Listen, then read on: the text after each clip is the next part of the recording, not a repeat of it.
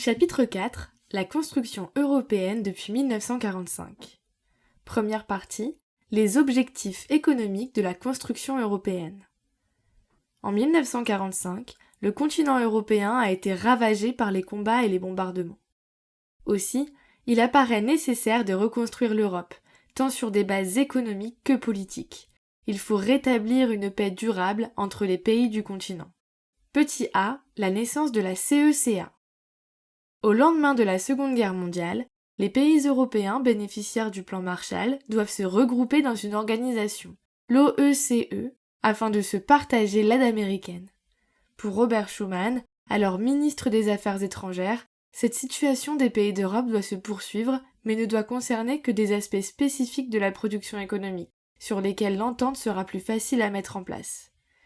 Aussi, il propose en 1951 la mise en place de la CECA, la Communauté économique du charbon et de l'acier, qui vise à unifier, lier les productions allemandes et françaises de charbon et d'acier, qui sont alors des produits très importants sur le plan militaire. Or, cette organisation nécessite l'apaisement des relations franco-allemandes et permet ainsi de rétablir la paix en Europe. Petit b, de la CECA à la CEE. La CEE a été mise en place en 1957 par le traité de Rome. Elle vise à mettre en place un marché commun entre les 6 pays qui appartenaient déjà à la CECA. Mais les objectifs de cette nouvelle organisation sont plus vastes. Toute l'activité économique est concernée par ce traité, alors que le CECA ne s'occupait que de secteurs spécifiques qui étaient ceux du charbon et de l'acier. Petit 3. La naissance de l'Union européenne. Au fur et à mesure de la construction européenne, les objectifs poursuivis se diversifient. Si les débuts de la construction européenne ne concernaient exclusivement que le domaine économique, la mise en place de l'Union européenne en 1992 par le traité de Maastricht répond aussi à un objectif monétaire, politique, militaire et judiciaire. On voit donc un approfondissement progressif de la construction européenne. Chapitre 4, partie 2. La démocratie au fondement de la construction européenne. Partie A.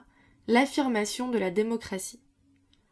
La démocratie est une valeur fondamentale dans la construction de l'Europe, tout comme le respect des droits et des libertés des individus. Ces valeurs européennes sont mentionnées dans une charte et se retrouvent dans les institutions européennes.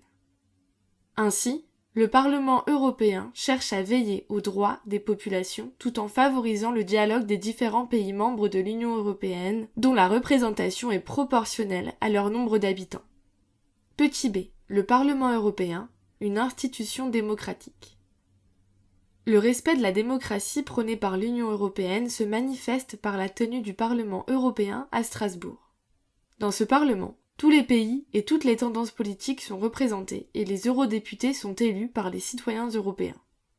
Le Parlement a de nombreuses compétences et contribue notamment à établir des lois européennes, des directives, qui doivent ensuite être appliquées par les États membres. Le Parlement peut aussi jouer le rôle de médiateur dans des États ou leur imposer des sanctions.